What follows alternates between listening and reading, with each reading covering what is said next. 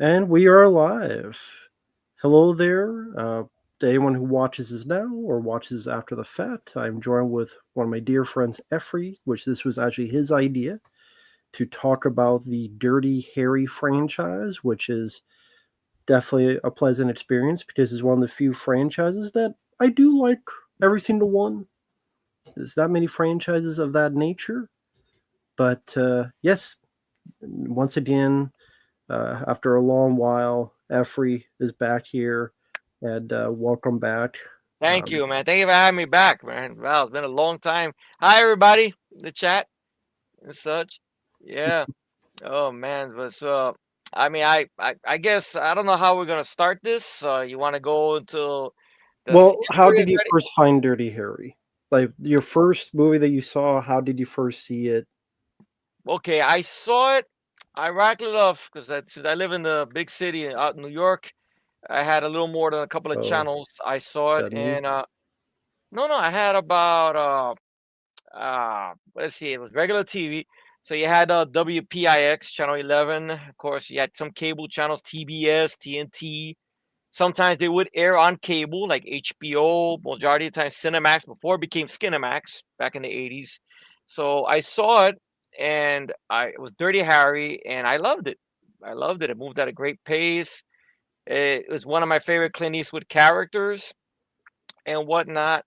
And he's the prototype of the maverick cop, the cop who doesn't play by the rules.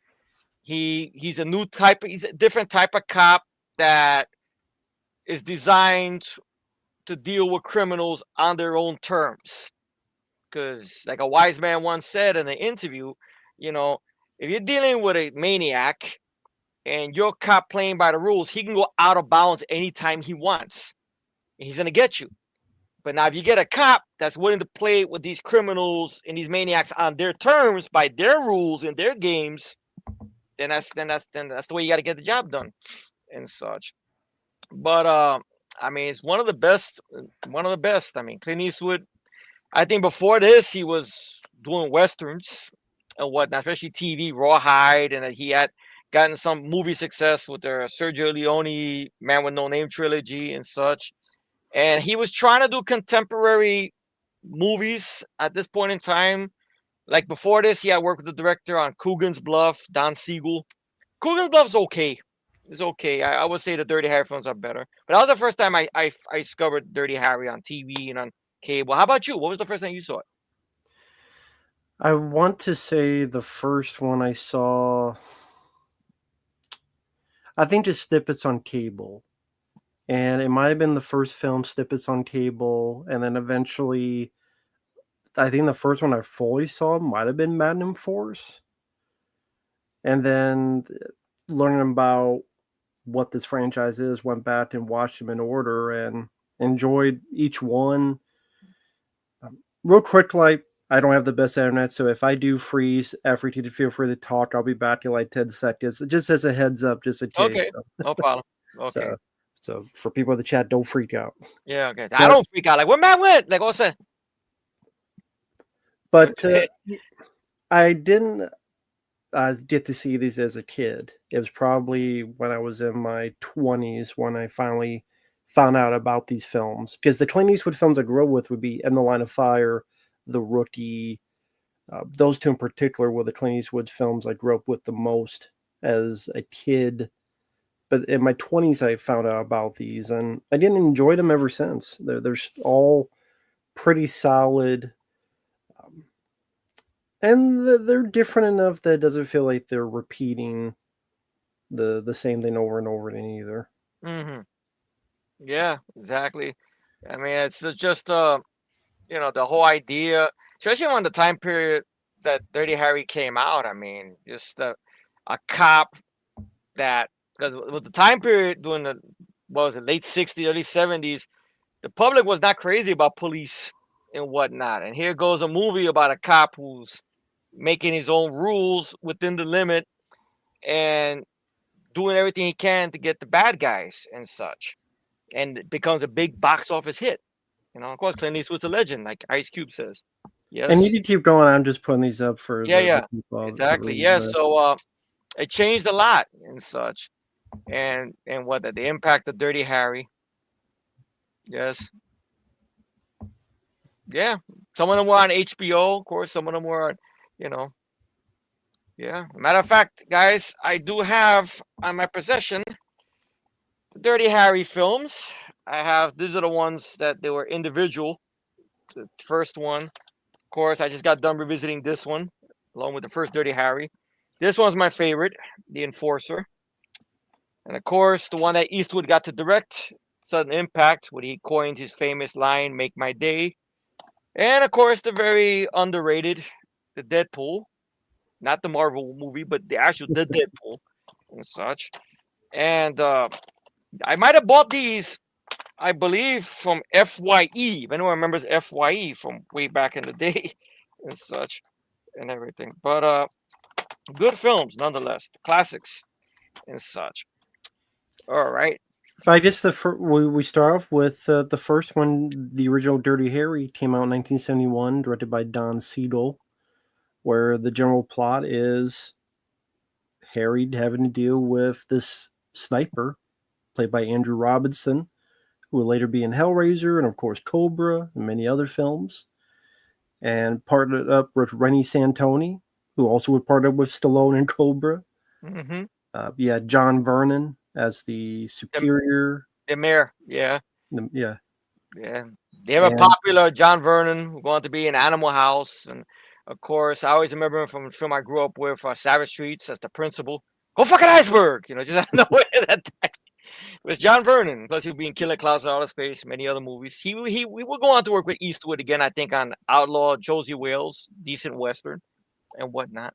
Yeah, but go on. Dirty Harry, yeah. no, I mean that's the premise, the setup, Yeah. and it's the film that has his famous "Did he fire six shots or only five?"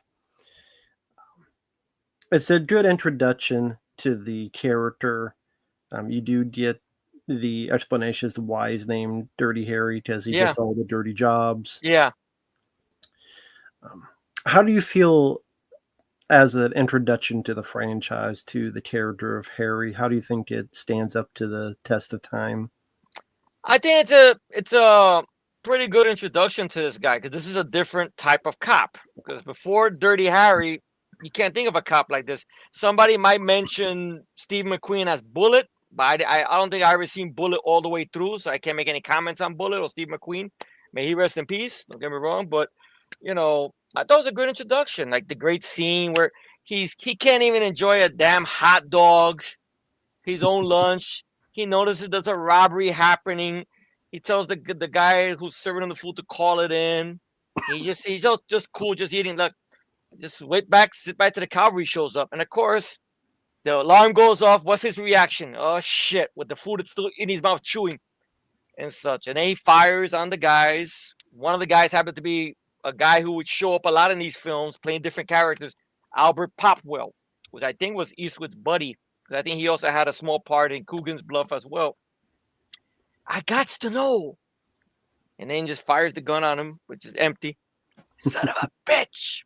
And then Eastwood, that smirk, like that, and just walks away and shit. It's a great introduction. A cop who's, he has a sense of humor, but he's not too funny. Like the scene where he's talking the guy down from the ledge and whatnot and such. No, I just need your name, your address, but your driver's license.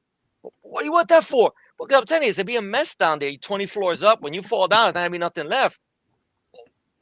I think I'm gonna puke. Hey, I wouldn't do that if I were you. Look, come on, the fire marshal's down there. You look up. Oh my God, it's be terrible. And he tries to attack Harry. Harry knocks him out. That's when he says, "That's why he called me Dirty Harry" and stuff. Rennie Santoni, he's great and such. And you understand why Harry is the way he is because he's annoyed by the system, but he still has to work within it. Which I know when the movie came out, there was this fucking journalist lady. I think her name was Pauline Kael. I'm not mistaken. I could be wrong. Somebody could correct it. That she had made this big article on the film. I guess she wasn't a big fan of it. She was the original Karen, I guess you could say. She made this big fucking article on the newspaper calling the character a fascist. And Eastwood, along with the makers of the film in the studio, laughed it off. and it got a lot of headlines, and all that did was make more publicity of the movie, and everybody went to flock to see the film. What do you mean fascist? They go find this out, so they go see the movie and such, and it became a big hit. So in a way, they were not that mad at Pauline Kael's. Okay, you want to call us this? Call us this. I think that's one of the reasons when you get to this film why they came up with that plot and with Harry, which I thought that was pretty interesting. That they acknowledge it, especially the writers connected to that movie and stuff and everything. But it's great, great movie, great introduction. Yeah, good job on the villain with Andrew Robinson the Oh yeah, Sniper. I like. yeah, he's great.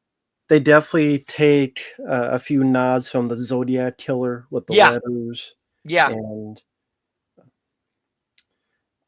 I'm not sure. I mean, it was a familiar case at the time. Still has not technically been solved to this day. yeah, So it's definitely a big inspiration for yeah. this.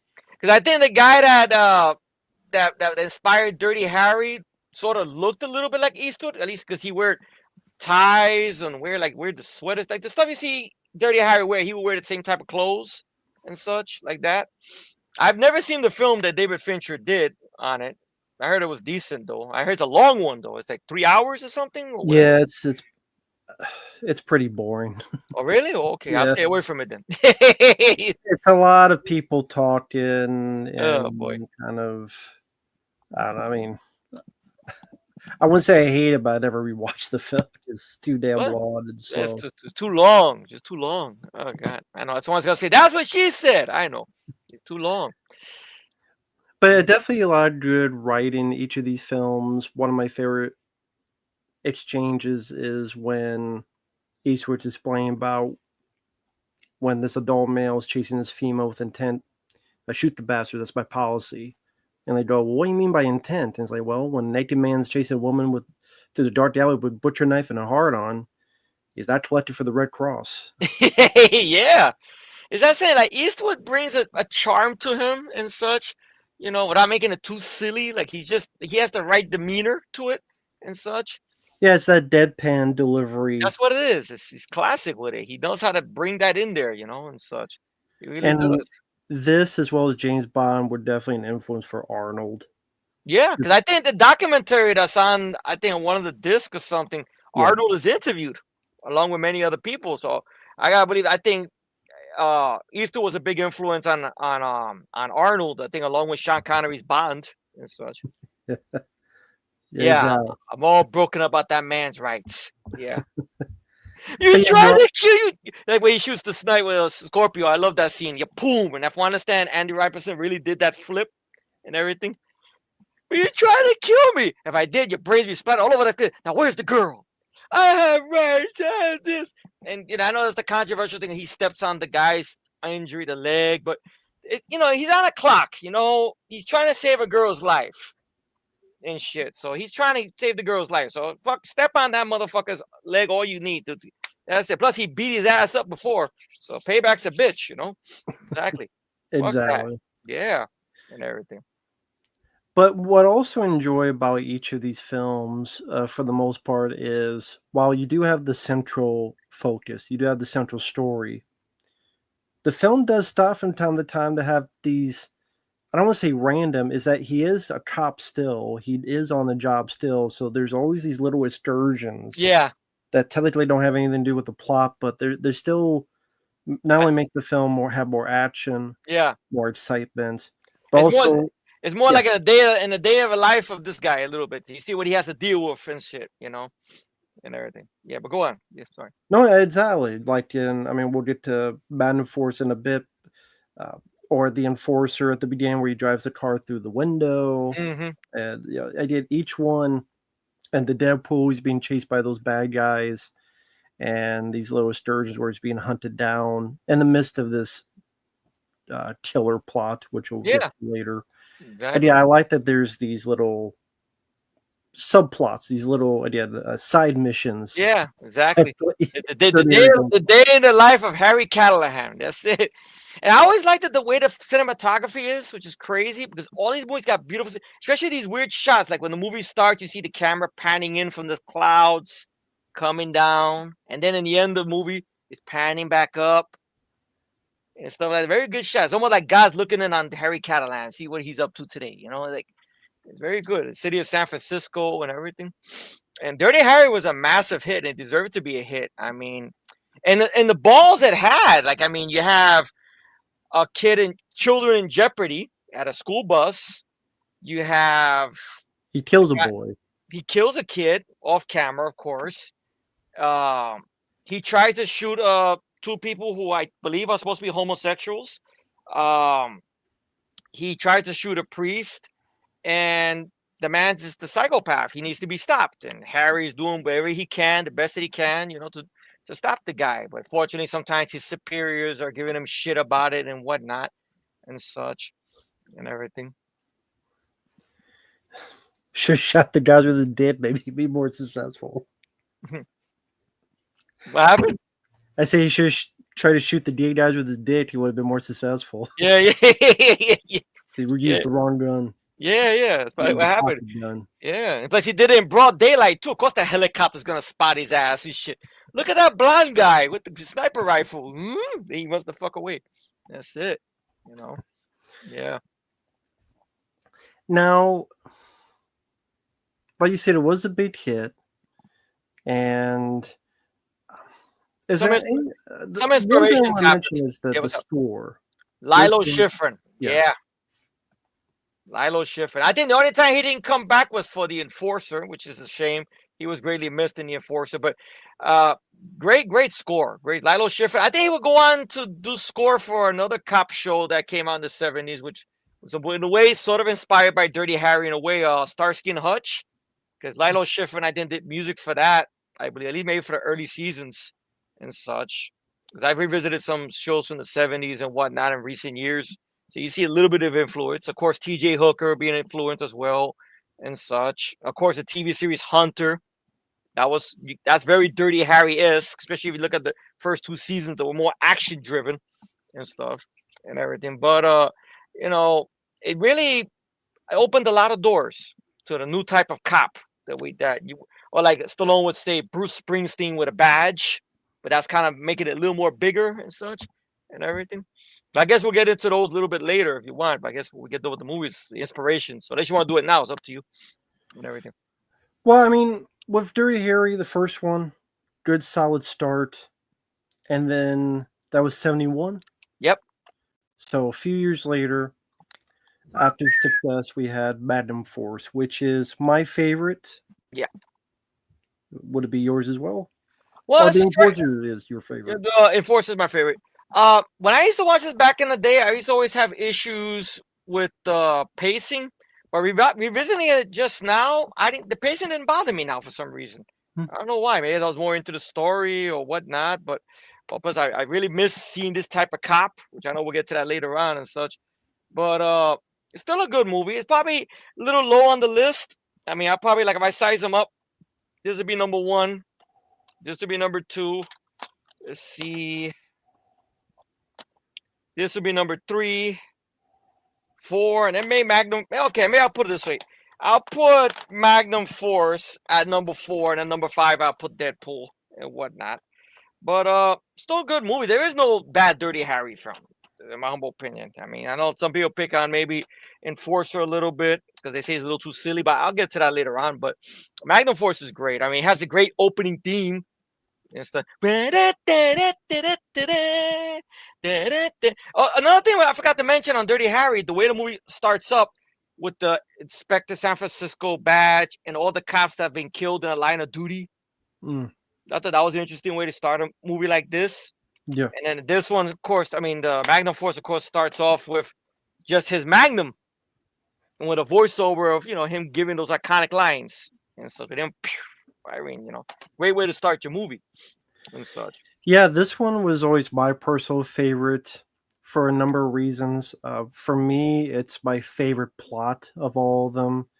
I love the idea of the villains being vigilante cops because it's a good mirror image for Harry Callahan, where with just a slight here or a slight there, he could become one of these guys. But there's that thin line, and it leads to that great scene later on where I believe you guys have misjudged me.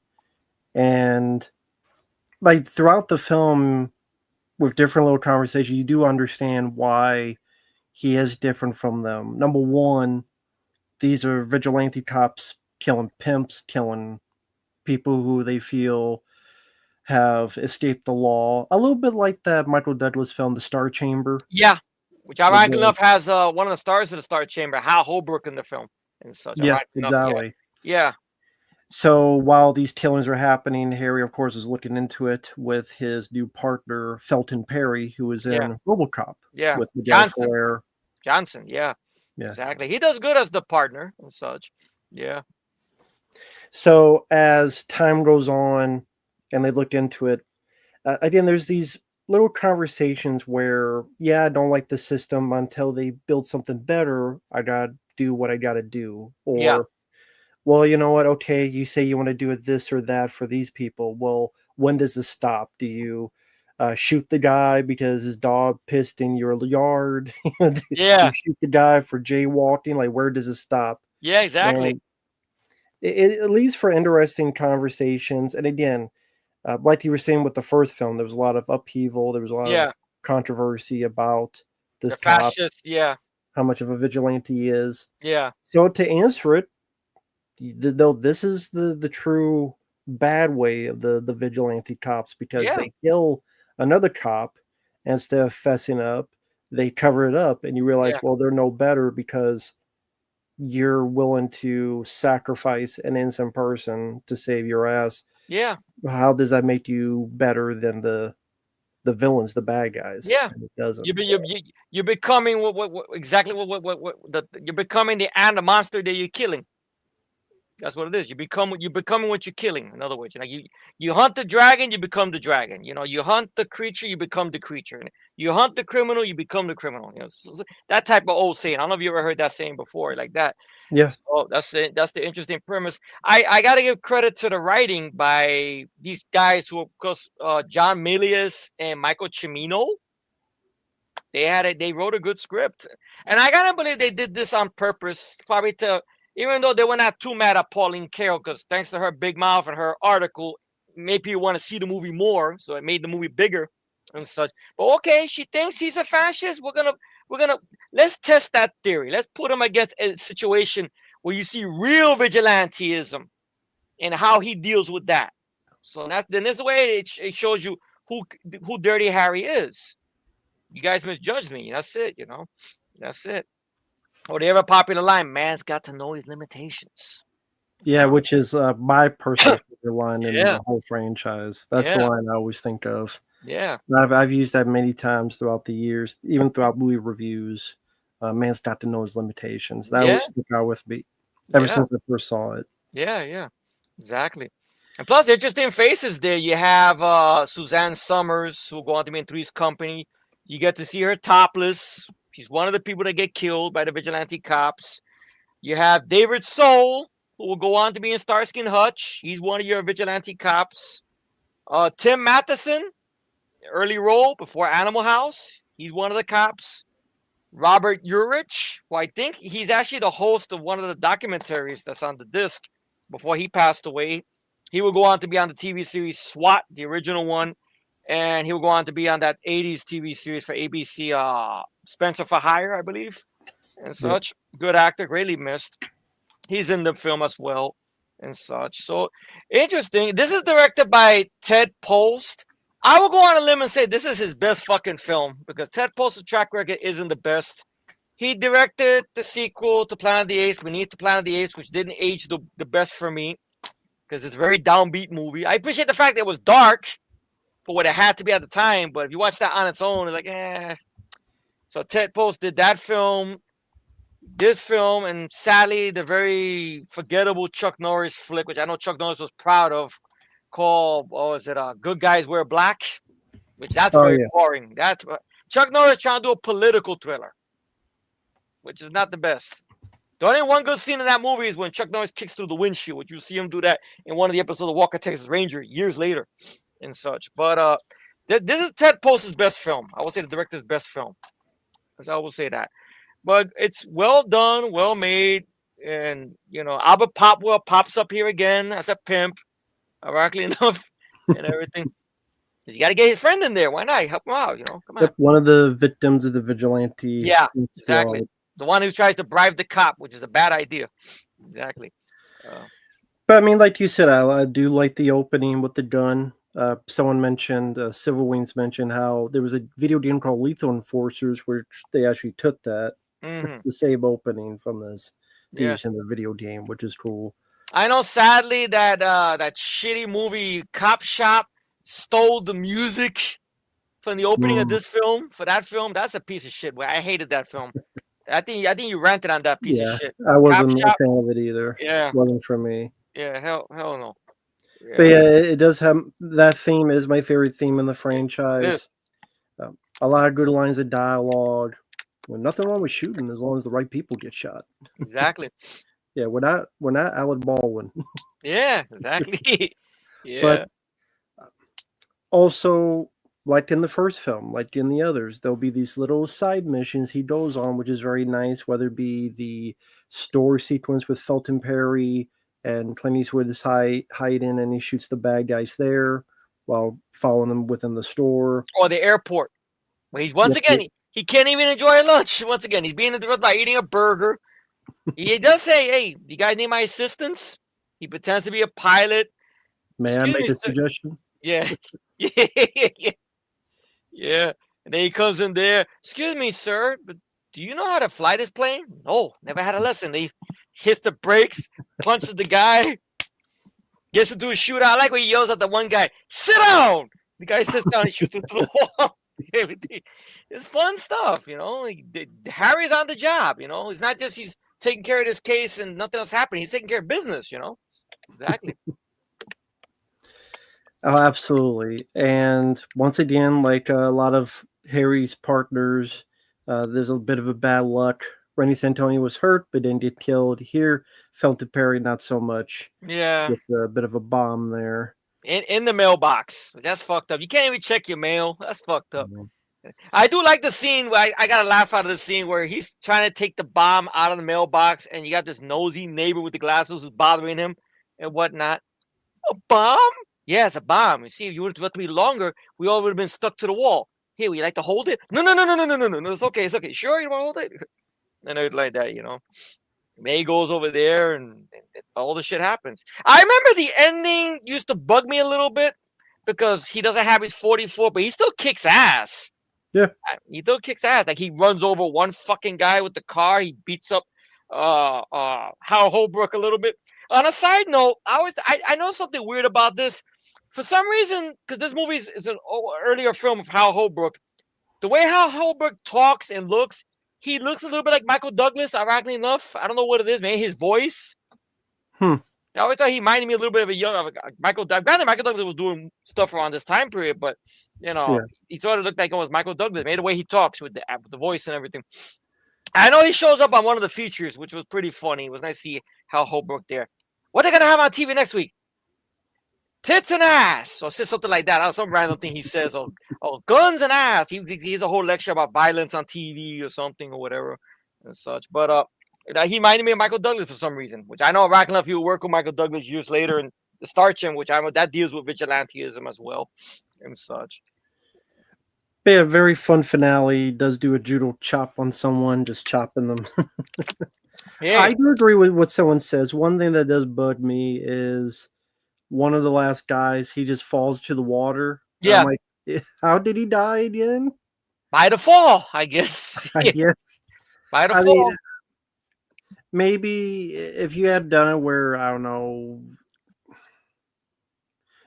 maybe like he dropped his bike on the guy in the water and the bike fell on him or something. Like maybe the guy trying to shoot him or something like that, and he just takes his bike and revs it and falls on him or something like that. Yeah, a little extra. Maybe, yeah. Unless they was at a rush, maybe it could have been that, So. And I like that judo chop to the throat. Something about that made me think of Dredd, because you know how Dredd went up against those bad judges and whatnot, and some of the judges told Dredd, choke on this, and all of a sudden took the fucking gun off, pa! But I like the way Dredd did it better with the gun, with the peacemaker, with the lawgiver, pa!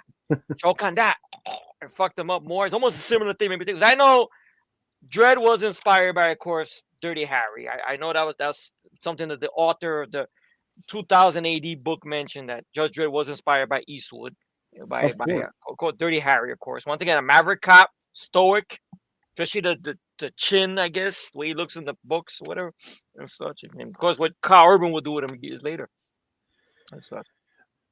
But yeah, like we've said, it's a good entry. It's a good follow up. It's my personal favorite for the Mm-hmm. reasons I said. Again, I just love the shooting sequences where they got to do the test, and he misses on purpose to get Yeah, the bullet out. I always love that whole uh, what you call it, game yeah, competition. The whole yeah, competition.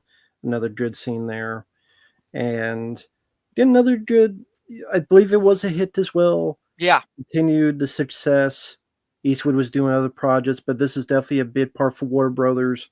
Yes, the same Warner Brothers who are now owned by Netflix, or pretty Oh, much ready, bought by oh, Netflix. oh, wow. I didn't know that. I didn't. That's something new to me. They actually bought Warner Brothers. Wow. Yeah, Well, $80 billion. well, there we go. Now we have another streaming service that owns a studio. Amazon owns MGM, so now Netflix owns Warner Brothers. I'm sure the government will try to do something to stop it, but The if they government, don't, really? then The government could stop that, really? Wow, I didn't know they could. maybe if they feel it's a monopoly. Oh, that's true. Yeah, But that's strange. they Wow. seem pretty certain, so more than likely you'll be having a lot more DC and other stuff built to death. But whatever, I don't care what they do because it's sucked before they. It I was wonder. sucking before they do it anyway. I wonder if James Gunn will be out of a job now. If that's the No, case, they said they'll keep them. will they keep him? Well, I need someone to probably clean the toilet bowls or mop the floors or something, maybe. They'll keep But him long enough for him to hang himself. well, maybe Not that. literally, but You shoot yourself in the foot. Put it this way. yeah. Wow. But after Man Enforced comes your favorite, The Enforcer, Yeah, and uh, I love I'll this let you film a take lot. over this one I, because what makes it your favorite? it's just I like Harry's humor in this a lot. Not to say the other humor is bad or good, but this his energy, like with the guy who's his boss. We gotta go to personnel. That's for assholes. I worked for personnel for 16 years. Yeah. And he just walks away from him like he's trying to make his point. And he goes to personnel to review to do a review of these cops and whatnot. And there's this lady, Miss Graves, who's once again a prototype. If you look up Karen, it looks just like this lady, Miss Graves, and whatnot, with her hair all fucked up and everything. Oh, the Neanderthals and whatever, saying all this shit. Then when Tyne Daly, she's one of my favorites. I liked her and stuff. She was great with Eastwood and stuff, and everything like that. And she Dirty met Harry fights feminism. fight By this feminism movie. in ways such and everything like that. What do you think this is, a counter group and everything like that? It's she goes out there and someone blows away. The person next to you gets blown away too. That's so much comparing for being stylish. Which once again, that's something you would hear today. You want to give a woman the job? Okay, give her the job. Is she qualified? But she's a woman. Is she qualified? But she's a woman. But what about qualifications? Don't be stylish. Once again, foreshadowing.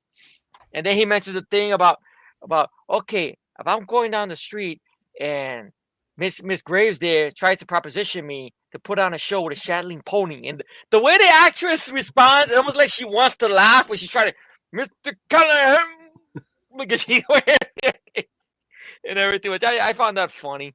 And they pair her up with Harry, and I thought they had some good back and forth with each other and such, and everything like that. And that's one thing about Callahan.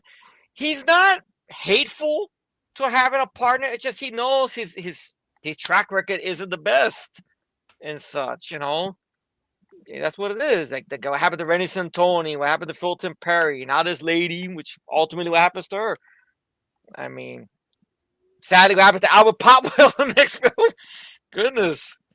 I think the guy in the Deadpool, he does survive regarding some tattoos, but that's a whole. We'll get to that later on. But the villains are vicious. They're these freedom, whatever, radicals or some shit. Some pretty boy with blonde hair and shooting people with shotgun, giant blood squibs, and stabbing people in the back and everything, and it felt like it moved at a more faster pace, including you see once again Harry dealing with the side stuff on the side, like some guy pretended to have a heart attack and he's just kicking the guy, get up, get up, get up, get up. Well, what are you doing? He's having no, get up. And there's a guy scamming the restaurant so he can get a free meal. I like the fact Harry grabs up by his shit like this. What do you complain? What are you gonna mess that up for? I let the ride in the ambulance. Yeah, you got your free route, you got your free food, right? Get out of here. And of course, the hostage scene, which I think the guy who's doing the hold up is the guy Rudy Ramos, who would be the bad guy in the movie you were just talking about not so long ago, Defiance. And he was also the bad guy in that Kevin Bacon film I requested that you checked out, Quicksilver. He had a very tiny part, blink and you miss him in Billy Hills Cop 2. He's there. Come on, you jive bastard. He kicks Harry in the back and says he wants a car. So what does Harry do? He gives him the car through the window. Fucks up the guys and whatnot. A great ending. You know, come on, at the Alcatraz prison. You can say Eastwood going back to Alcatraz. I don't know. I think Alcatraz movie came after this, if I'm not mistaken, right? I think it did. I think it did. Yeah. I think that was 79, 78. I could be correct or wrong. I mean, someone could let us know in the chat of anything. Yeah, but good film. I mean, you have a bad guy getting blown up by a rocket launcher. First time. In the 80s, it would be fashionable because Chuck Norris would do it. Charles Bronson would do it. Charles Bronson did it twice, actually, with a grenade launcher and such. And, of course, Peter Weller and Robert Hayes would do it. Yeah, it was 79. Yeah, see, I figured that. The year I was born. Thank you, Silver Wings. Yes. And stuff and everything. But, you know, of course, I like the line somebody put there. His partner says, if she fails there, she gets her ass blown off. It's my ass and my hard luck. Yeah, but you get the other people blown away. So what's it? You get Clint's instincts and his jokes, and it's like everything's tuned in together, you know. And it's not always a love story, which I liked that fact they did that because you have a guy and a girl, they want to try to make love, but it's not love. They respect each other, they're partners and such, you know. And later on, when he tells his superiors, gives him his star, he goes, think of it as a 5-point or 8-point suppository. What? Stick it up your ass. He's his Spectre star and everything like that. But very, very well done. Very well. I love the film to death. It's well paced. Albert Popwell's in it. He's not really a bad guy in this one. He's sort of a guy that Eastwood wants to get help from, but his superiors want to blame Popwell and his guys because they're militants and whatever for publicity, politics, bullshit, or whatever. And I like about that Harry. Harry knows the bullshit. He knows, hey, you're not using me for your fucking jerking these people off, like he says in one line in the film, you know, and everything. I see someone sent in something there. Yeah, I get right now. Bobby, he likes to send these very silly, goofy stuff. It may not make sense, but it's just trying to be silly. So say, hey, it's your buddy Matt. Don't you remember apparently I'm a photographer now. Oh, great. I don't know who I photograph, and I'm naked pictures of B. Arthur, maybe. And do you remember I show you the dip, the clamp? No, I don't have any dips. I dip my dick in a pussy. Oh my God, no! But, I'll dip that, but and I don't. Do you even like? I don't think you even into baseball. Nah. Have you ever seen baseball? Nah, I'm not really into baseball sports. You know, this is my sport over here. The movie. Well, that's why you hung up. Efree said hung up because it's like I got baseball tickets. You're like hung up the phone. That's it. Because we don't play without me. That's sorry. Enjoy get the tickets. That's all. There you go. The Cubs. There you go. What was the thing in Back to the Future 2? The Cubs win the World Series or something like that, which I know is not yet. Not yet. I don't have they ever? I don't know. I'm not a baseball guy, but I know that's the biggest joke. Will they ever get the World Series? I don't know. Yeah. Somebody in Chicago, maybe they know. But thank you, Bobby, and hi to people in the chat. If you wonder why I don't respond, I don't want to break up the conversation to keep going back and forth. Hey, I'll just like super chat because it's very nice for people to do that, but I don't want to just break up the conversation every 2 minutes. So that's why. But hi to everybody in the chat. I'm sorry if I haven't said anything or whatnot, but we're on a roll. You know, we're like butter. We're on a roll. You know what I mean, so that's all. But the Enforcer is one of my favorites. What happened, Matt? No, I hope everyone's having a good night so Oh, far. that's This cool. Monday Yeah, night. I'm having But, fun. Yeah, but the Enforcer, good one. Like I said, there's no bad one. I guess if I have to put it, it'd probably be last.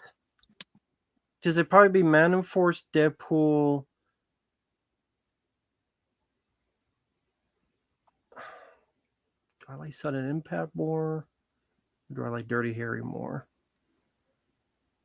I know Man and Force, Deadpool are my two favorites.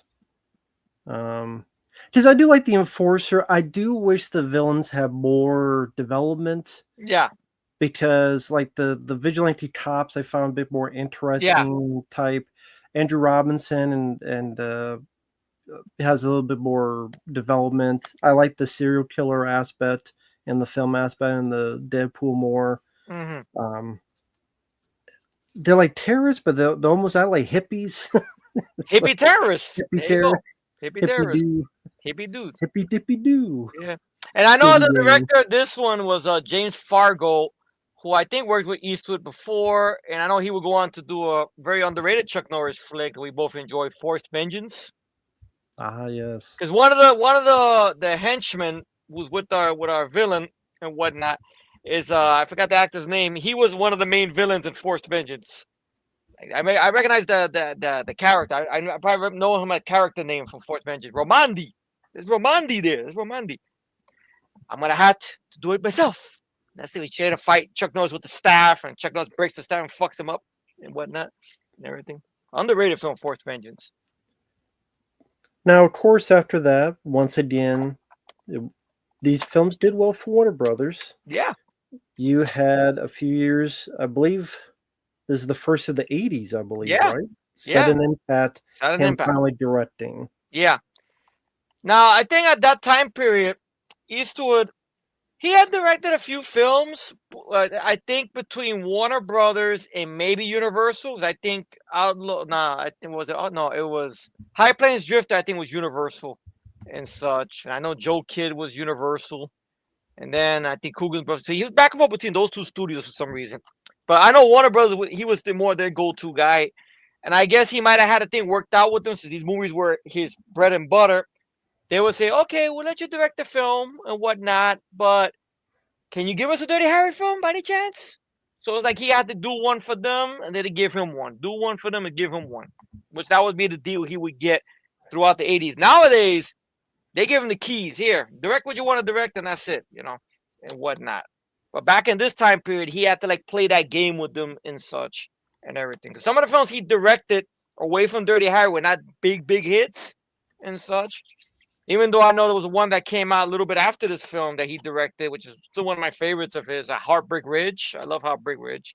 And so that's a very funny movie and such as well. And there's some serious stuff in there, but Eastwood does a good job with that deadpan, and everything. But this film is great. Go for it. Sorry.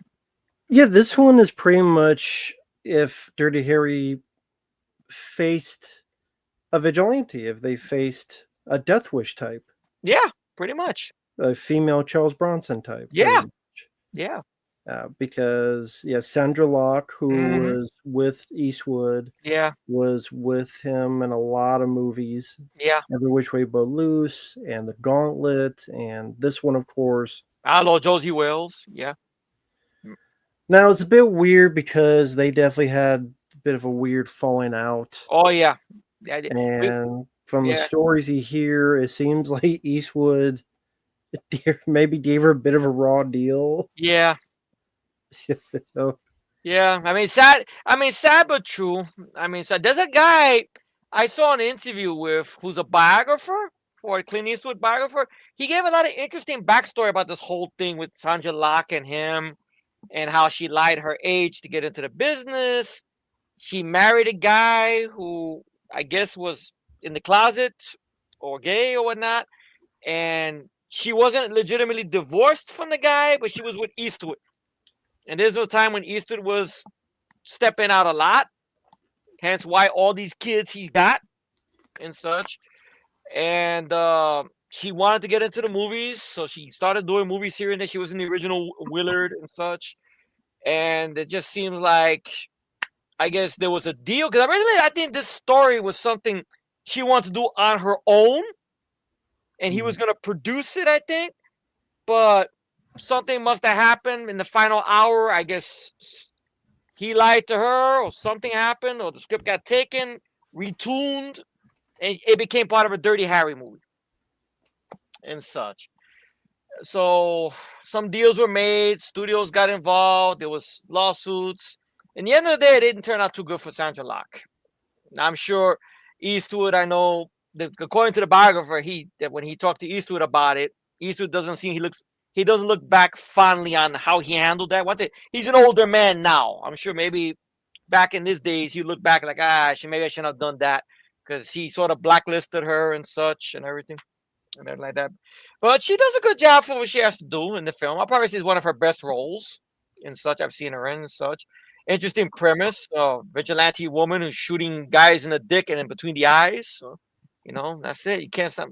I know, like, I think this is Roger Ebert's favorite Dirty Harry film, and I know Gene Siskel loved the first one. They love the character. They love Eastwood and all. At the time when that episode we saw on the Siskel and Ebert show, because it's on YouTube, some of the episodes, there were only 4 movies out at the time. I'm sure they probably hated the Deadpool, knowing how those guys are. He's coming back again. So I wouldn't be surprised if they hated that one and such. But I know Roger Ebert loved this one a lot and such because he liked Eastwood's directing and such. And plus, you got a great scene when you first meet Harry, and the guy gets off some dickhead. Watch, I recognize the actor. He's the same actor who will go on to be in Death Wish 2, the one that Bronson shoots through the hand. You believe in God? You believe in Jesus? Well, you're gonna meet him. That's the guy that Charles Paul Kersey shoots in Death Wish 2. And he would also go on to be in Full Metal Jacket, being Matthew Modine's buddy in Full Metal Jacket and such. No, they actually gave Deadpool 2 thumbs up. Oh, they like Deadpool? Really? I didn't know they liked the Is Deadpool. that I remember, especially they praised. Well, we'll get to it. The whole car chase, how unique it was. Oh, that's right. Yeah, cars, yeah. That is a unique car chase. I love that car chase. Yeah, I'm glad. Surprised they loved it. Wow, that's cool. But great film. Great film. Go on. Yeah, I mean, Sandra Lott, like you said, does a good job. It's an interesting direction. It's vigilante, but different type than we had in Madam Force. Yeah. Once again, those little side missions, some classic ones. There's the diner where he gets a lot of sugar and spits it out. And we're just going to have to, we're not just going to let you guys walk out of here. What do you mean we? Smith and Wesson and me? And of course, it's the film where you have the classic "Go ahead, make my day," which I know another film a year before it sort of used that line, but Eastwood just took off with it. I mean, there's a movie in '82 called Vice Squad where the lead cop says that to Wings Hauser, but it's not. I mean, Eastwood knows how to deliver it. Nothing against the Swanson guy, but Gary Swanson, but still Eastwood is the man and stuff. Great movie. And I liked along with the first movie how the line, when it's said earlier, it's a bit more playful, and then when it's used later on, it's much more intense, much more vitriol behind it. Yeah, you kind of see almost like a character arc progression of the line itself. Yeah, exactly. The same line used twice, but very different circumstances. Yeah, but again, still one of the great lines of the franchise. And it's also the movie where he's hunted by the mafia, because I think isn't that the one where the guy has a heart attack? Yeah, he goes in and the guy, he says he has pictures, but he really doesn't. Yeah, and the guy has a heart attack. So then throughout the film, the mafia is hunting him down and yeah. stuff. I like when he tries to go to that restaurant. He tells the lady who's the maitre d' or something.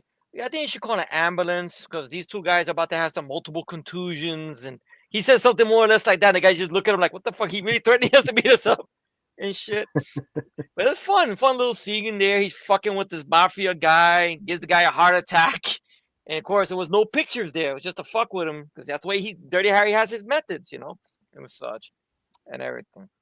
And I think Pat Hangle's in this one. Yep. Of course, will go on to be Commissioner Gordon in the Tim Burton Batman. Like, he had worked with Eastwood before on The Gauntlet, ironically enough, and such. He's in this. And, of course, you got that great scene in the elevator with that guy. I think the actor's name's Kevin Major Howard, who go on to be in Full Metal Jacket and was in Death Wish 2, where he gets off court from technicality because of Harry once again doing something, and grabs him by the shirt. You know what you are? You're dog shit. A lot of things can happen, dog shit. They could get wet in the grass or dirt. They get blown away. They get frozen up, or they get stepped on. Don't let they'll be the dog shit stepped on you. Something like that. He says, and whatnot, which I thought was a fun line. And shit. Oh god. Yeah, but it's a good stuff. Good stuff in there. Harry's still, stinging. He's still with it and everything. Yeah, and I do love the version of the gun he has in here, the Automag, the Yeah, 44 Automag. I always say of the handguns he has, it's probably my favorite. because it looks like the Wildy. That's why it looks almost like the Wildy a little bit. It does look a bit like that, but I Yeah. do. Um, I wish it could have been used more, but that's Mhm. just how it is. Yeah. That's one thing I will say though about the sudden impact. It has a Right. great crowd pleasing moment when Harry shows up, which I love that scene. I can imagine Yeah, the this was silhouette. Yeah. his silhouette. It's like, oh shit. I love that. I can imagine this was if you saw this in the theater and you were in a packed house, that was like, yay! There he is. Oh shit. You know what I mean? Everybody just go wild. It's like fuck. The problem is, there's really only really three bad guys, so he just like that, like nothing and such. But it's still good. The main villain's all right. I know Ebert had like a bone up his ass about him. I thought he was okay, and such a sleazy guy, of course, and such. You don't have to do anything but sit on your fat fucking ass. You just like a sleazy guy with a little cartoon mustache. Let my baby go. No, shit.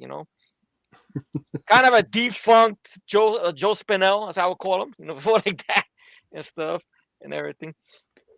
Then of course you got one of the women who's one of the rapists and stuff, which is interesting. They pulled that in there and such and everything. And everything like that. And I think the way they handled it was decent enough that you didn't see too much, but you got the idea what happened and how much damage it did to this Sandra Locke's character and sadly to her little sister and whatnot and such. But a very well done movie. I mean, well paced, good side missions and stuff. Lilo Schifrin comes back to do the music and such and everything.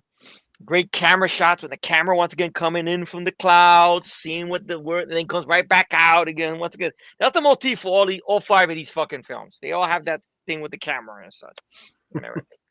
And everything. Let's welcome in Dirty Harry to the 80s, so you gotta love that and such. Yeah. So, another good, solid entry. Again, only issue is I wish there's a little bit more action. I agree with you at the end. Wish there's a little bit more. There's three guys. A little bit more, yeah. Yeah, But overall, another good entry. Yeah. And then that leads into, sadly, the last one. Yeah. Welcome to the jungle. We got fun and game. That was the first introduction to Guns N' Roses. Thanks to this movie. My first introduction to Guns N' Roses. Of course. Which I know Eastwood didn't like the song, but it was Warner Brothers. They had Guns N' Roses on the contract, so they had to throw it in there. So it worked and such and everything. But classic film. I love the Deadpool. Yeah, it's a good choice, and not only for within the movie, but for the trailer as well. It definitely, yeah. I would say it's the best trailer for the Dirty Harry films, just the way it's edited to the song. It definitely gets your blood pumping. Yeah. And I think the guy who directed this did Pink Cadillac, which I was never really into. Yeah, me neither. I think that was actually Eastwood's stunt double, Buddy Van Horn. I think that's why he got the directing duties, because he was Eastwood's stunt double. And plus, on this time period, Eastwood kind of wanted to focus a little bit more on the directing. He was still doing movies, but he was like, because he wanted to do, I guess, that White Hunter, Black Heart, or Bird, or all these other movies he was trying to go into, I guess. So I have to we are talking about the Deadpool. In case you missed it, we are talking about the Deadpool. I don't know what movie you think we're talking about. We're talking about the Deadpool. Yeah. No, it's not like we're talking about Ryan Reynolds one. Yeah. That's it. Anyway. Yeah, he's a good guy. I'm just having fun with him. Yeah, it's all right. But what I liked about this was number one, I liked that there's kind of a horror feel to it, kind of a slasher feel to Yeah. it, because it's a horror film set directed by Liam Neeson, his Hmm. character, Yeah. Jim Carrey. He, He's like a rock singer. yeah, he's a rock singer directing the music video, but the song is Guns N' Roses, Welcome to the And Jungle. he's lip syncing to the lyrics of Welcome to the Jungle. Yeah. Yeah. Everything. Yeah. So one of the early roles of Jim Carrey, which I also think made I think yeah, also because Jim Carrey during this time period, I think wasn't he doing impressions a lot during this time period? Like he did impressions of Eastwood. So I yeah. wouldn't be surprised if somehow, way, shape, or form, Eastwood got wind of that. Yeah, you're very good at doing my impression. I got a role for you. Come in. And he comes in and gets killed. Okay, you're in the movie at least. Come in. That's it. That's all and everything. But yeah, he's in there. Liam Neeson. This Asian guy who becomes Charlie. Not Charlie. Harry. Harry's partner. I'm thinking about Charlie. Harry's partner, which I liked him. He was good and such. He doesn't get killed because I don't know if you call bullshit of how he survived, but I guess it is in the movie. Um, I didn't mind Well, the girl. then they explained he bought a vest because Harry told him to buy a vest. So I think he had bought a vest. I thought also tattoo bullshit because he had these tattoos on him or something that his father gave him or something that's like a vest or some shit. I don't know. Well, I think he also said, but my father didn't raise someone stupid either. So Okay. I think he did have the I think he did have a vest because that's why they mentioned earlier. You Oh, should he go did? buy a vest. Okay, that's cool. Yeah. Of course, But yeah, the magnificent chase with the RC car going up against chasing Harry with the bomb in it and such. Very well done and such, you know. yeah, very unique car chase. Yeah. But yeah, I like that it was about this serial killer, and then also at the same time there is a Deadpool Yeah. where celebrities, people bet on which celebrity will get killed. Because like the other films, there are these side missions where I, I think they on the news, Harry put some criminal away, something So like that. another mafia guy, ironically enough, Yeah. and the movie opens up, which I would say probably my favorite Lilo Schifrin music that pops up in the opening. It really pumps you up. Great, real cool. I like it and stuff. And they, of course, they try to fuck with him. So right off the bat, you got Callahan with his Magnum fucking the bad guys. They fuck up Mhm. his car. He comes out, starts shooting one guy under the chin, one guy here. You hear the music from the first movie a little bit. Boom. I love the 44 Magnum sound effect. I love that sound. Pow. But it's not realistic. I don't give a shit about realistic. It's a movie. Pow. Like it has like a cannon feel to it. I love it. All the movies. And that 44 Magnum has a unique sound. I love it. Wow. And then I didn't mind the girl who become the love interest, the journalist. I liked her character and such. How she's a bit a pain in the ass at first. Harry breaks her cameraman's camera and shit because they kind of bothering the girlfriend of Jim Carrey's character. He's been killed, and you know they're being intrusive to the girl. So Harry takes the camera and throws it and breaks it. So in order to get that bill squashed, he has to stay with her, hang out with her a little bit and whatnot. She ends up in one of his missions because one of those mafia guys try to kill him. So you got some gun shootouts there. I do like when he visits the guy in jail. He tries to play some mind games with the guy, like seeing that one guy with the mustache, that big black guy or whatever. See that? He's a friend of mine. I give him letters. I get special treatment in here. Now, if I come in here and give him his cigarettes or whatever, he's going to fuck you up real bad. If you don't get letters or special treatment, he's going to fuck you up real bad. But he knows him. But then he, to fuck with him, he goes, here, the guy over there says that you smoke cigarettes, that you're an asshole and a pussy for smoking so many cigarettes. And the guy like hides behind the bars and everything. So he has a way of fucking with the guys, which I like. Even when they following him, he beats up the guys, but they're not doing nothing to him. They're just following him to keep him safe. They realize the threat that he did worked and whatnot and such. But it's a good film, great soundtrack, a good scene where Harry's trying to talk some guy, once again, a guy who's trying to take his own life, this time with a flare and with gasoline. And the reporter, I guess you see there's an arc with her character. She goes, if you kill yourself, we're not filming it. That's it. But why not? That's it. We're not doing that type of job. I'm not filming it. But before she was the cold-blooded journalist that like, no, I want this. I want action. But she learns a lot from being with Harry. No, I don't need that. He goes, look, that means if you burn your ass, you burn yourself. We're gonna just take out the marshmallows and that's it. No film at 11. That's it. But then, unfortunately, sadly, since the guy spread the gas too much, he does get lit up on fire by accident. So Harry tries to put him out and such and everything. But I liked the film a lot. Very well done. I mean, granted, the last shot he doesn't have a magnum, but he has something better, which I thought was unique and everything. And I know he tries to use a different catchphrase here, which I know didn't catch on the best. You're shit out of luck. You know, that line, which okay. I Yeah. love it. Well, I you think like it's that one? hilarious. I thought you didn't like that one. I remember one time you really said you didn't like this shit out of luck. I didn't know you liked it. Oh, No, I don't know why I would say that. I love oh, it. Whether really? it be the fortune cookie, here's your fortune, you're shit out of luck. And then Oh, at the okay. end, I mean, it's like Oh, the okay. biggest harpoon you'd ever see Only at Eastwood the could, end. could handle that harpoon like that. Only Eastwood. That's it. And just Eh, impales the motherfucker. And he's Yeah. like, you shit out of luck. Like, that's Oh, a good way to end, a oh, Dirty Harry franchise is all right. That- harpooner poor I stupid was shit. mistaken. I didn't know. I No, thought no you. problem. Okay, that's cool. It is a Uh, decent line. It's not a bad line. It's just compared to the other ones, you know. And I know it's not the one that didn't catch on as much as Make My Day or or Do You Feel Lucky or that stuff, and everything. But very well, good way to end the films and such.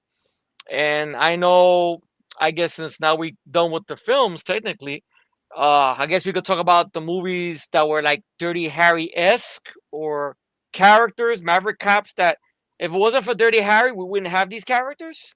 mhm. Like we could talk about uh Black Rain, Nick Conklin, Michael Douglas' character. We could talk about, of course, your boy, uh, we both love, Marion Cobretti. And of course, Cobra, yeah. Cobra, yes. We could talk about the one and only Mike Harrigan and whatnot. The cop who plays by his own rules. He does what he has to do. Predator 2, of course. We could talk about Lloyd Hopkins, aka James Woods from Cop. Once again, another cop. That's, playing by his own rules and such.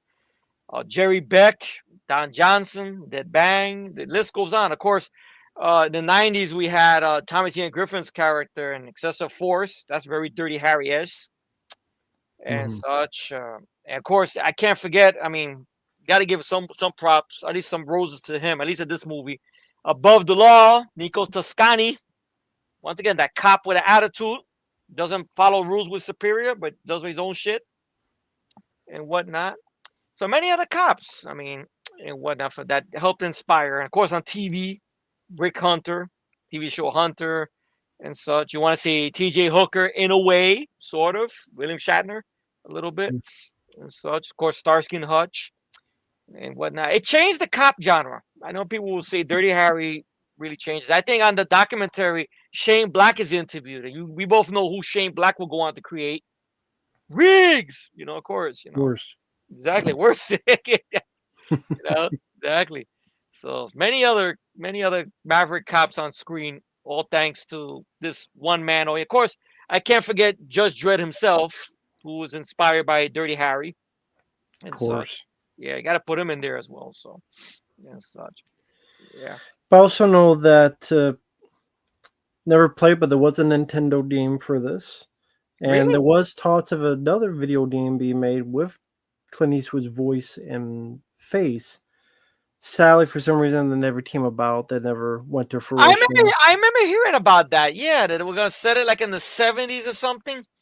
It was gonna be like a separate type of movie, like standalone-ish or whatnot and stuff. That would have been interesting. Yeah, I remember hearing about that back in what, maybe 2006, 2005, I think it was. I don't remember around that time period and Yeah, it such. was definitely around when like the PlayStation 2 era, around the time they did that Starface game. Okay, maybe around that time period. Yeah. But Sally, that would have been cool because again, there were talks like Sean Connery did from Russia with Love, came back for that, Yeah. storylines for that James Bond game. Hmm. So there was talks of Clint Eastwood doing that, but again, for some reason, never came about. Never really understood why. And then I'm sure there was talks of another Dirty Harry film, but it just never came about. I know the biggest thing I heard, I don't know if this was ever proven or what, but I heard that Gran Torino in the early stages of the script was supposed to be a Dirty Harry film. Hmm. Because the reason it was going to be called Gran Torino was because there was going to be a Scorpio copycat killer, and Harry Callahan was retired, and he was gonna come out of retirement because the sniper was now inside the car of a Gran Torino and going after Harry as such. But I don't know what happened. I guess Eastwood decided to change it. He wanted to make it like a drama, which that film I saw it one time, and when I first saw it, I liked it. But then I couldn't. It didn't survive rewatchability, which sadly a lot of Eastwood's films with that era, they were good for one watch, majority of them, but then they don't survive rewatchability. Like compared to, like compared to Sudden Impact, compared to Heartbreak Ridge, or other films he directed, like in the westerns and whatnot. Even Unforgiven, I would say is more rewatchable and such. Mhm. I don't know what it is. It just didn't have the rewatchability thing. But I know some people brought up, of course, Kojak, the French Connection. Well, that's really based on a real guy, I think. Popeye Doyle. He's based on a real guy. And Yeah. so you could probably say his character is more un-PC than Dirty Harry. You could say that. And so, because Gene Hackman, I know that's one thing. He got his Oscar for French Connection, but I know he didn't have a good time making the film because he had a lot of falling outs with William Friedkin because he had trouble with shooting person in the back, saying these racist words, being that type of cop, and everything Yeah. like that. So the Hackman had his issues with that and such. But many cop shows and such, or movies, characters, where you see a cop once again that plays by his own rules, trying to get bad guys or trying to get a killer off the street. His superiors are not listening to the person and such, and that's it. Like I bring up the James Woods film Cop because in a way it's not an action film. It's sort of like an original Dirty Harry film in a way, where it's a cop who's focused on his job so much that it might be causing him problems in his house with his wife and whatnot. And in the end, he has to turn in his badge. It costs him his badge, but he still goes after the killer because you have that great line at the end. You're right. I get to take you in. But I just realized I just got to tell you, I'm not a cop no more. I don't give a fuck. Pa, pa, and he shoots the guy. You know? Remember the James Woods film, Cop? Yeah, it's one of those things where I think even by the Deadpool, people just viewed. There were a lot of people viewing him as too old Yeah. because the Deadpool did not do as well as the others. Yeah. Although I love the film, it Yeah. is my Yeah. second favorite, but it didn't do that well at the box office, especially compared.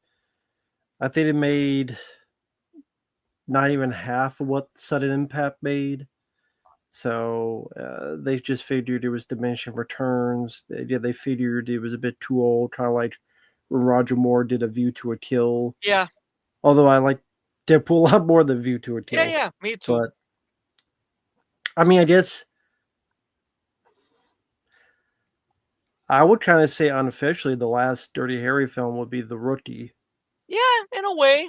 In a way, even though his character is sort of a little bit more because he's smoking cigars more and everything like that. He has some, even though it really becomes Charlie Sheen's movie by the third act, a little bit and such, because Eastwood's a little bit out of the picture for a bit because he's kidnapped and such, which that shows you how much, Eastwood, he's not worried about egos and nothing. It's like, okay, I'm kidnapped.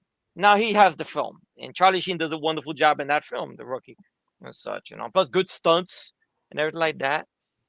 And this is a time when Eastwood, once again, he would make the deal with the studio. I give you one, give me one. So he would start doing other stuff. I think after Unforgiven, he kind of like did stuff like Bridges in Madison County, kind of like going against the grain of what he was normally doing and stuff. I mean, once in a while you have him do stuff like In the Line of Fire and of course Blood Work and such, movies like that and everything, which he does great in as well and everything. But but the biggest question I would love to ask you and everybody else in the chat: do you think ever in one day or in ever will we ever see a character like Harry Callahan again on the big screen or on streaming? Or nah, you don't think they would do it because it's too much political bullshit or whatnot about cop doing this stuff and everything?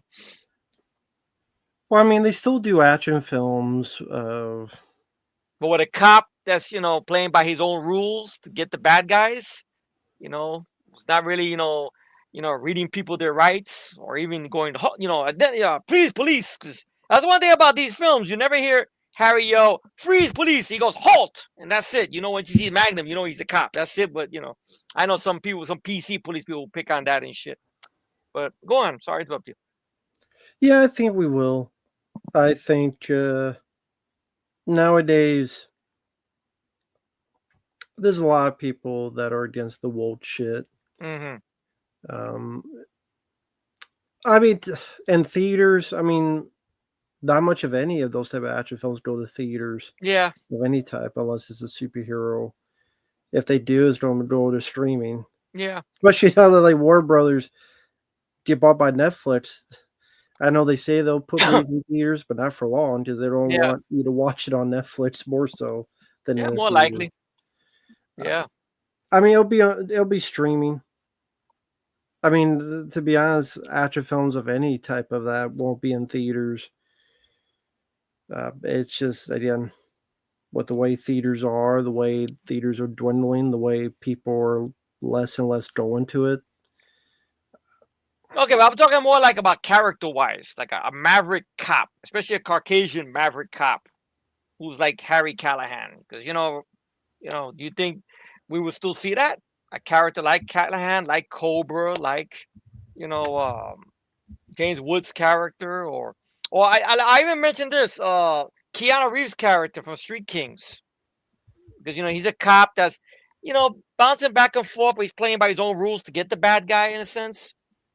I don't know if you would call it like Dirty Harry is, because Keanu Reeves did a wonderful job in that role, of course, and Street Kings and whatnot. Uh, I think eventually we will. Oh, that's cool. Because I mean, there's going to be people who are fans of the old, and they're not going to care about the woke stuff. And That's good. there's still a number of people that are not into that stuff, and they'll look at it as, hey, it's just a movie, it's just a film. I Yeah, think eventually they'll that's come cool. back. That's cool. Whether it be good or not, that's another thing. Because 'Cause I know that the recent thing we got early this year, which I forgot it came out this year, I had to look up the name of the film, which I forgot about it. Havoc. That's the one that Garrett Evans directed okay, I haven't and seen it. such with Tom Hardy. I call him Tom Hardy because I'm not a fan of Tom Hardy. He's sort of that maverick cop, sort of in the way and such and everything. I know someone asked over here about Reacher. Yeah, I do like Reacher. I can see Reacher. Reacher could be almost Dirty Harry-esque, Once again, a guy playing by his own rules. I've seen the first 2 seasons. I haven't seen the 3rd season yet, but I did like Reacher. That's one I would like to hear your thoughts on sometime, Matt. Reacher and such. Okay. I know you get pissed when you see this guy who plays Reacher, because he was your boy in those shitty Michael Bay movies and Oh such. yeah. And you see I how he know is as about that. Reacher. You see how he is as Reacher. You're like, wow, what the fuck? It's not his fault. It's the fucking writing. Like, wow. Yeah. So I did like Reacher. I mean, Another character I could bring up, I forgot to bring up, is of okay. course I can't. How can I forget Tequila? Chow Yun Fat and Hard Boiled. Hmm. There you go. Hong Kong's answer to Dirty Harry. There you go, right there. Yeah. So, but go on, Matt. Sorry to interrupt you there. No, say, I mean, this year I saw that type of man not playing by the rules with Josh Hartnett played him. Oh yeah, that's true. Oh yeah, that's true. Yeah, that's true. Which I did enjoy this. Yeah, this I year. enjoyed that one too. Fight or Flight. Yeah, yeah. So that's a character that doesn't play by the rules type of thing. Yeah, yeah, exactly. Even Liam Neeson Taken was to that extent. Yeah. So yeah, I mean, there will always be that type. They always make a comeback because there's an appeal to it. Yeah. Just let it die down. People will forget within 15 minutes, or and then they'll move on to something else to bitch about. So that's true. So eventually, yeah. Yeah. Plus, we got Michael Harrigan there. Harrigan, of course. Mike Harrigan, Danny Glover himself. Yeah, stuff like that. I push it further, kid. Push the fucking water out of here. That's it. Don't let work. That whole thing, Then go back to your cage. I'll show you, Alvarado. Come over here. Everything, and everything like that. You cut it off my dick and shove it up my ass. You know what I mean? So you get, once again, a guy who's fighting against authority to do what he has to do and shit, and everything. Cooperation is my middle name. And and everything like that. Of course, they were popular. That part there, you know. Yeah, so it's always good to see those type of cops. I mean, and maybe in movies and such and everything. Yeah, because sometimes you need that type of cop, sadly, that's gonna play with the bad guys on their terms and such. That's why Cobra works. That's why Dread works. Many of these other films and such. No one is not gonna be like, oh, I gotta do it by the book. Well, the book is good to wipe your ass with after a while, dude. You gotta do something here. Exactly. You know. Exactly. But yeah, if anyone in the chat has any questions relating to Dirty Harry, feel free to put them in. We'll answer them. Yeah. Yeah, as a whole, again, it's one of those few franchises that I could watch each installment. I like all 5 of them. Not many franchises like that. I mean, Yeah. usually there's one that sticks out that I just can't get into, can't be a fan of. But this one is one of those few that they're all entertaining and watchable in some way, shape, or form. So Yeah, they all very good. That's it. They all tell different stories. Eastwood is stellar in all 5 films and such. Whether he's working behind the camera or he's in front of the camera, he gets your attention. Like I say, it's a star-making role and such. And believe it or not, there's certain films of his that he did in the 70s I never got to see. Like to this day, I still haven't seen Thunderbolt and Lightfoot that he did with Jeff Bridges. I still haven't seen the Iger Sanction that he did with George Kennedy. I've seen clips of it. Look like it might be a decent flick. Now, there's other films I've seen of his that I'm not that big on. Firefox, I'm not a big on Firefox. I thought it was a very boring film. Yeah, me very too. boring film. God, Firefox. I don't know. I think he directed that one, if I'm not mistaken. But I know the effects looked pretty dated on that one. Tightrope, I still haven't seen to this day. I heard good things about Tightrope. Of course, Honky Tonk Man that he did. That's another one I haven't seen. And Bird that he directed, another one I haven't seen.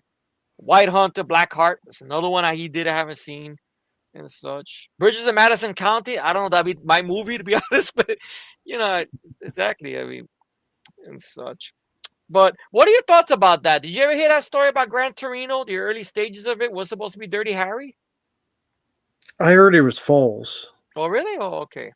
I heard that that was put out there, but it ultimately wasn't true. Oh, well, there you go. I mean, that's what I've heard. I mean, oh, okay, that's cool. Yeah, but probably for the better though, because that character, I couldn't see Harry all of a sudden being this bitter, racist man all of a sudden, and then there's a Korean gang members and this, that's and then the way he goes out in the end, like, that's not Harry, and such, and everything. Well, Dante, I guess you got in a bit later, but to reiterate, my ranking for me is my favorite to lead. Well, I like all of them, but Magnum Force, Deadpool, I'll go with Dirty Harry, Sudden Impact, then The Enforcer. I guess for me, it's The Enforcer is number 1, my favorite Dirty Harry film. Right behind, of course, number 2, the original Dirty Harry. Of course, number 3. What I'll put at 3? Let's see. Of course, I put number 3. I'll put Magnum Force. Number 3, Magnum Force. And of course, I would say number 4 and 5. I would put. Of course, I gotta put Sudden Impact on number 4 because that's Make My Day, of course. And of course, on number 5, still a good one. Good way to end the series, the Deadpool and such. The best part is he doesn't die in the end. That's the best part. There you go. Exactly. He doesn't die. That's it. He actually gets to kick some ass, That's it. Great. I like the idea of the movie within the movie, them dealing with this. Liam Neeson was great in an early role. So early Jim Carrey, an early role. Introduction to Guns N' Roses, Welcome to the Jungle. It is one of the best trailers of all the Dirty Harry films and such and everything. I haven't seen Play Misty for Me either. I do have to look up Play Misty for Me. I think that was the film he first got to direct and star in. And such. For Universal, yeah. Yeah, for Universal and stuff. Yeah, so that's a one I gotta look up and everything. I've never seen The Beguile, but I've heard about it, and I'm not sure if I'm really interested in The Beguile, to be honest. I heard it got remade a few years ago or something. I don't even think the remake came and went, I think. and whatnot. Yeah. Let's see. Yeah, I didn't care for the Beguiled. Didn't see the remake, but yeah. I do like Pale Rider. I didn't mind Pale Rider. Uh, let's see. High Plains Drifter, I don't mind. Though I could do without him having his way with the girl. I didn't like that. That thing in the barn. That. Granted, these people in town are not the best people, but I don't think that girl deserved that. Nah.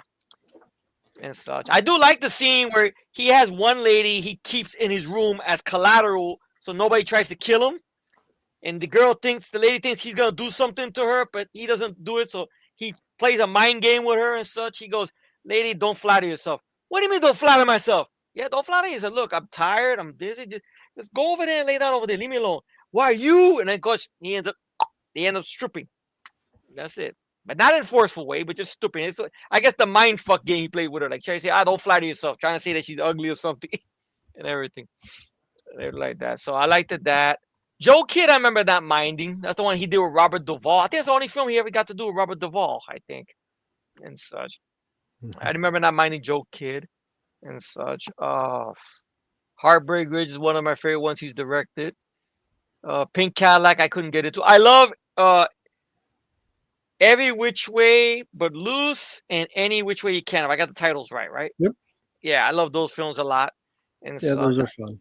And of course, I know there's that whole thing, that rumor that went around because him and Burt Reynolds, they were good friends, but they would fuck with each other, kind of like in their day they were Sly and Arnold in a way. But I said they seemed more talkative than Sly and Arnold were back in the 80s and such and everything. Like I know there was the Sharky's Machine thing that supposedly Eastwood sent them the book that it was based on with a little note attached to it to give to Burt Reynolds. Oh, look, this character is Dirty Harry of Atlanta. He attached a note to Burt Reynolds on the book. So Burt Reynolds looked at the book.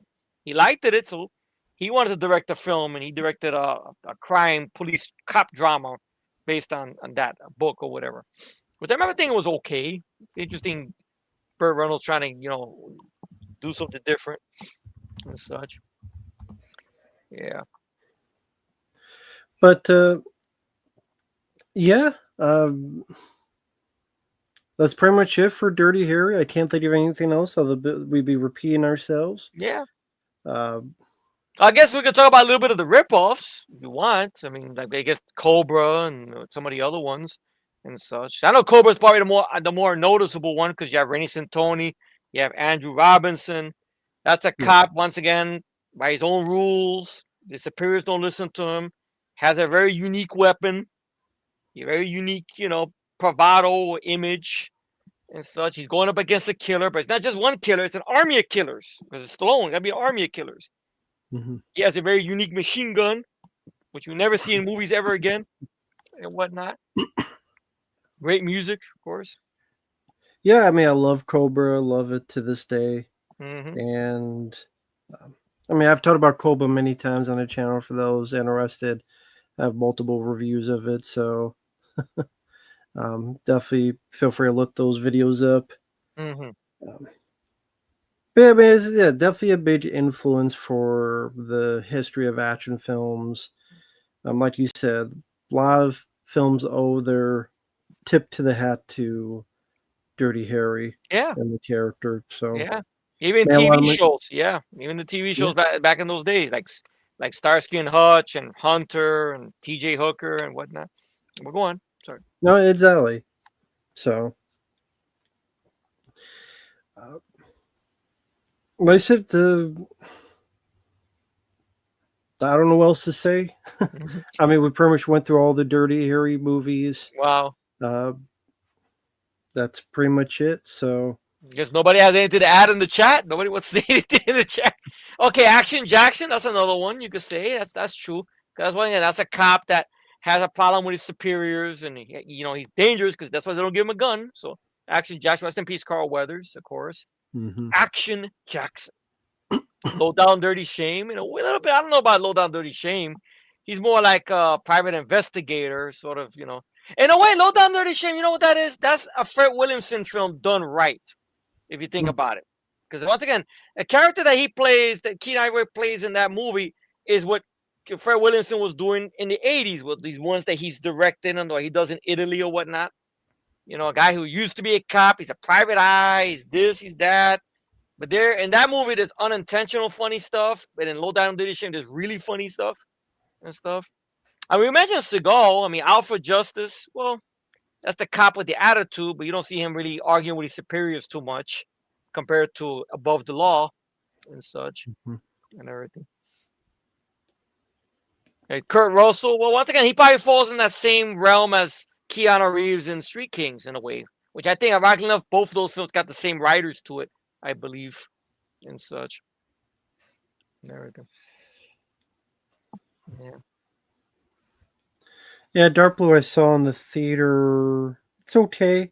Street Kings I would say I prefer more. Yeah, same here. Kurt Russell does a good job in the acting. I think the trailer for Dark Blue is sort of misleading though, because it makes it seem like it's Forrest Whitaker versus Kurt Russell, which is sort of that, but not really if you look at the movie.